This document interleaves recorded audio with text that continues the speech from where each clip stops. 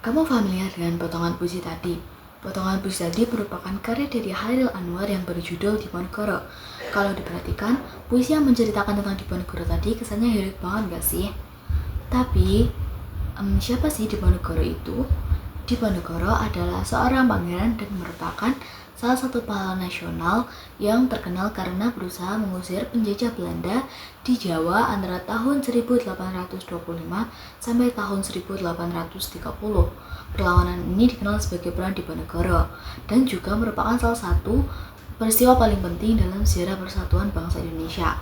Sebelum kita bahas latar belakang dari perang yang sudah menguras kas Belanda habis-habisan ini, kita kenalan sebentar yuk sama Pangeran Diponegoro.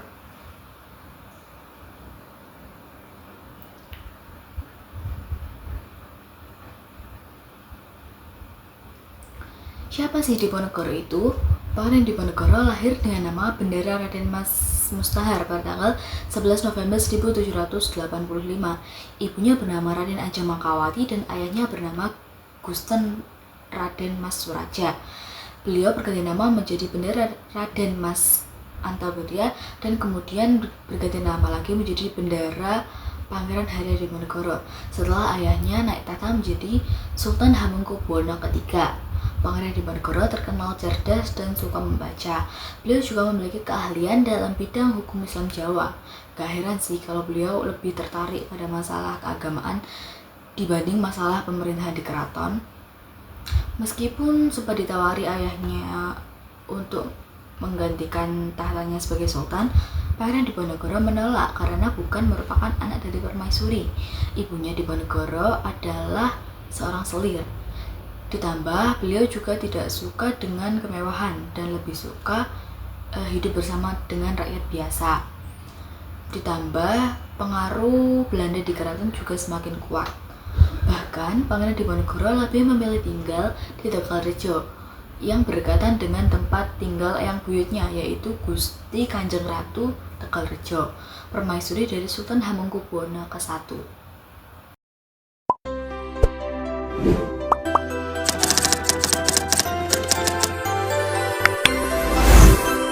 Secara garis besar, Perang Diponegoro dilatar belakangi oleh beberapa penyebab.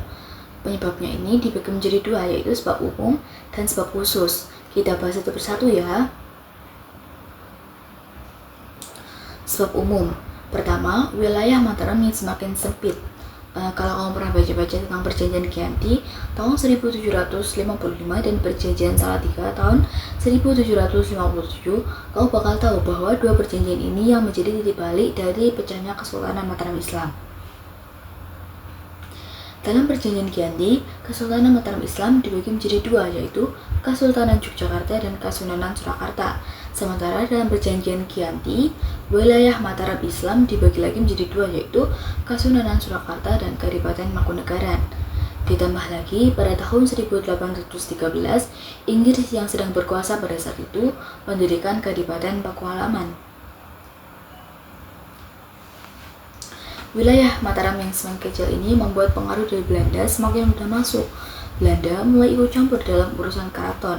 Ditambah lagi, Belanda nggak jarang juga sih ikut campur dalam kebijakan Raja pada saat itu.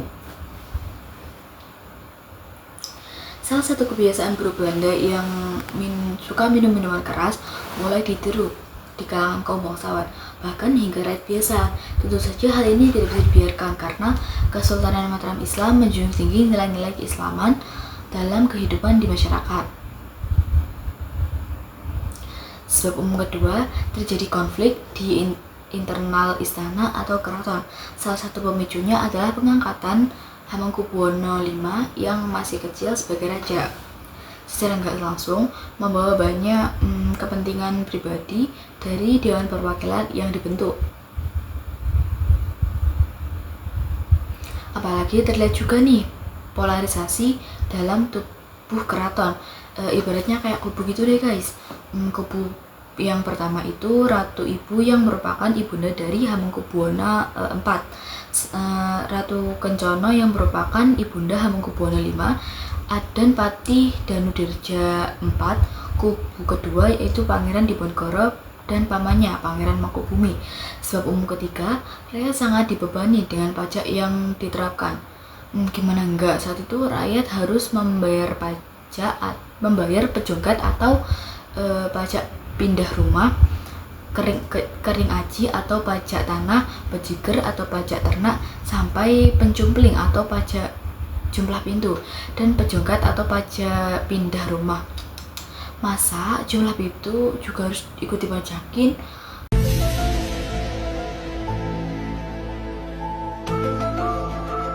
Jalannya Perang Diponegoro. Pada 20 Juli 1825, Belanda mengirim serdadu dari Yogyakarta untuk menangkap Pangeran Diponegoro. Pertempuran pun meletus. Tegalrejo yang saat itu awalnya menjadi tempat tinggal Diponegoro dibakar. Perang Diponegoro pun dimulai.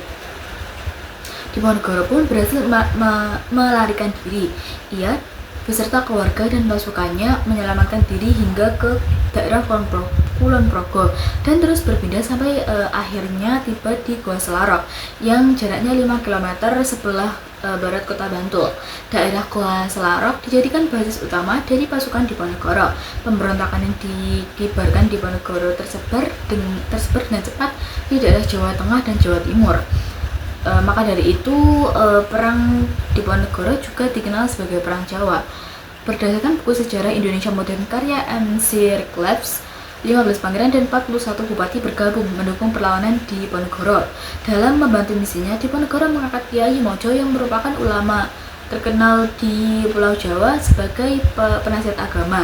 Diponegoro juga mengangkat Sentot Ali Baharsyah Prawiradirja sebagai penasehat militer. Selama perang berlangsung, Diponegoro menggunakan beberapa strategi perlawanan.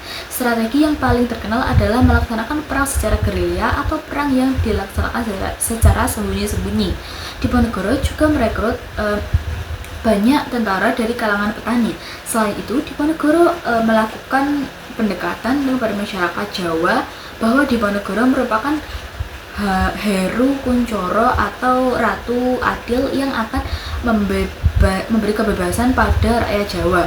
Gak sia-sia karena Pangeran Diponegoro berhasil memenangkan beberapa pertempuran dalam melawan Belanda. Misalnya seperti kemenangan pada tanggal 6 Agustus 1825 saat daerah Pacitan berhasil direbut oleh pasukan Pangeran Diponegoro. Kemudian daerah Purwodadi juga berhasil direbut dari Belanda. Belanda juga berhasil dikalahkan dalam pertempuran di Prambanan, Pleret, dan Kedu. Kemenangan ini semakin menumbuhkan besarnya dukungan masyarakat Jawa terhadap Diponegoro. Belanda nggak tinggal diam. Pada tahun 1827, Belanda melakukan strategi dengan membangun berbagai benteng di daerah Jawa sebagai pertahanan. Strategi ini disebut sebagai siasat benteng Stelsel. Di antara benteng-benteng tersebut dibangun jalan yang menjadi penghubung untuk memutus garis komando dan ruang gerak pasukan Diponegoro. Bahkan Belanda sampai mendatangkan ribuan pasukan dari Sumatera Barat yang awalnya diperuntukkan atau dipersiapkan untuk perang Padri. Strategi yang dibuat oleh Belanda ini berhasil melemahkan pasukan Diponegoro.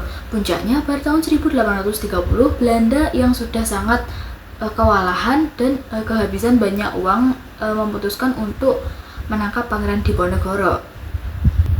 Akhir perang Diponegoro terjadi dengan ditangkapnya Pangeran Diponegoro di Magelang pada tanggal 28 Maret 1830. Pada awalnya, Jenderal De Knok, pimpinan dari pihak Belanda untuk berperang melawan pasukan Pangeran Diponegoro, mengajak Diponegoro untuk berunding di Wisma Karesidenan Magelang. Namun pada perundingan ini Pangeran Diponegoro justru ditangkap. Kejadian tersebut adalah pelanggaran kode etik oleh Belanda. Setelah ditangkap, Pangeran Diponegoro dikirim ke Batavia dan pasukannya pun kalah dalam perang 5 tahun tersebut karena kehilangan pemimpin. Pangeran Diponegoro dipenjara di Staduis, sekarang menjadi Museum Fathahillah. Kemudian ia dipindah ke Manado, lalu dipindahkan lagi ke Makassar. Pangeran Diponegoro wafat pada 8 Januari 1855 di Benteng Rotterdam, Makassar. Demikian rangkaian sejarah Perang Diponegoro dan penyebab Perang Diponegoro selama 5 tahun yang sangat melelahkan bagi kedua belah pihak, Pangeran Diponegoro maupun pihak Belanda.